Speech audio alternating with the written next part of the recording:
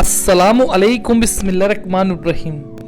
प्यारे दोस्तों, आज इस वीडियो में हम बात करने वाले हैं एक ऐसे जनाजे के बारे में जिसकी नमाज पढ़ाने के लिए कोई तैयार न हुआ। सबने इनकार कर दिया कि मैं इसका जनाजा नहीं पढ़ाऊंगा। आखिर क्या बात हुई? ये बहुत ही सबक लेने वाला वीडियो है। अगर पसंद आ जाए तो कमेंट बॉक्स में या रसूल अल्लाह लिख दीजिएगा। दोस्तों, एक शहर में एक रईस रहा करता था।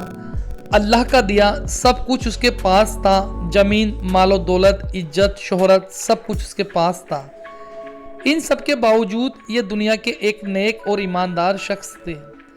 अपनी दौलत को वो गरीबों, मिस्किनों, यतीमों पर लुटाया करते। उस इंसान के एक बेटा था जो बिल्कुल अपने बाप से अलग था। वो शख्स अपने बेटे से कहता, बेटे, दुनिया के माल और दौलत पर तकब्बुर मत करो। यह दौलत अल्लाह की तरफ से आजमाइश है।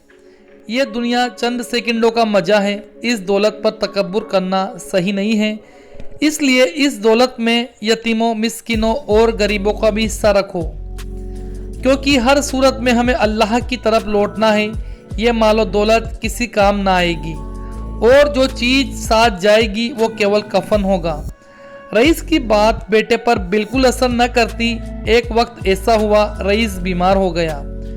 उसने एक खत लिखा और उस खत को अपने करीबी दोस्त को दिया और कहा, जब मेरा जनाजा कब्रिस्तान ले जाया जाए उस वक्त मेरे बेटे को ये दे देना। और बेटे को बुलाकर कहा, बेटा, मेरा एक काम करना, मेरी एक ख्वाहिश है जिसे तुम पूरा करना। मेरी ख्वाहिश ये है कि जब मैं मरूं तो मेरे पुराने मोजे मुझे पहना देना। मेरी ख्वाहिश ज़रूर पूरी करना। बेटे ने ऐसा ही किया। रईस की मैयत को पुराने मोजे पहना दिए और मैयत पहनाने के बाद जब कब्रिस्तान पहुंची, जब एक शहर का मौलवी जनाजे की नमाज पढ़ाने के लिए आया, लेकिन जब मौलवी को पता चला कि मैयत के पैरों में मोजे पहन रखे हैं तो उसने नमाज पढ़ाने से मना कर दिया। रईस के बेटे को बुलाकर कहा, यह शरीयत के खिलाफ है, शरीयत इसकी इजाज़त नहीं देती है, लिहाजा मैयत से मोजे उतारने पड़ेंगे। लेकिन रईस ने साफ इनकार कर दिया कि यह मेरे पिताजी की, बाप की आखिरी ख्वाहिश है जिसे मैं ज़रूर पूरा करूँगा। अब एक बहुत पेचीदा मसला पैदा हो गया। लोग उसको समझाने लगे लेकिन वो न समझा। कई आलिम मौलवियों को पैसों का लालच देकर बुलाया और कहा, तुम जनाजे की नमाज पढ़ा दो, मैं तुम्हें इतना दूंगा और इतना दूंगा। लोगों ने कहा, मैयत के साथ सिर्फ और सिर्फ कफन ही जाता है।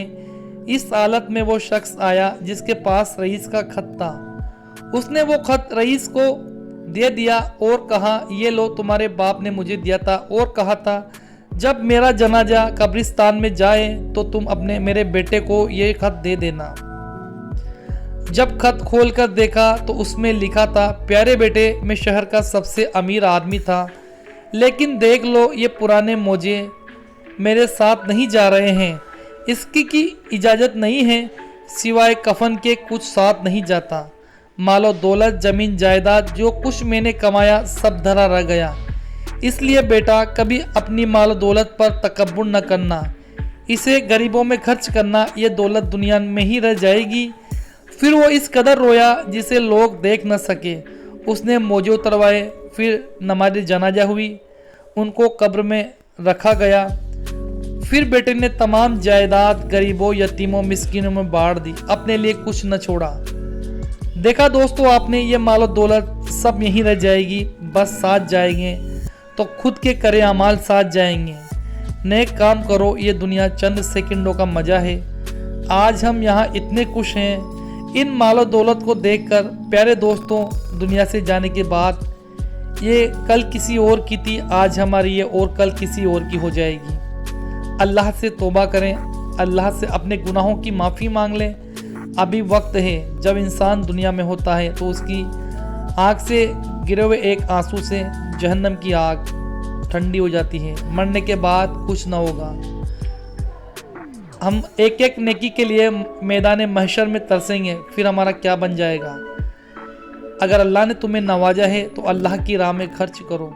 अल्लाह पाक से दुआ है, अल्लाह पाक कहने सुनने से ज़्यादा अमल करने की तौफीक अता करे। आमीन सुम्मा आमीन।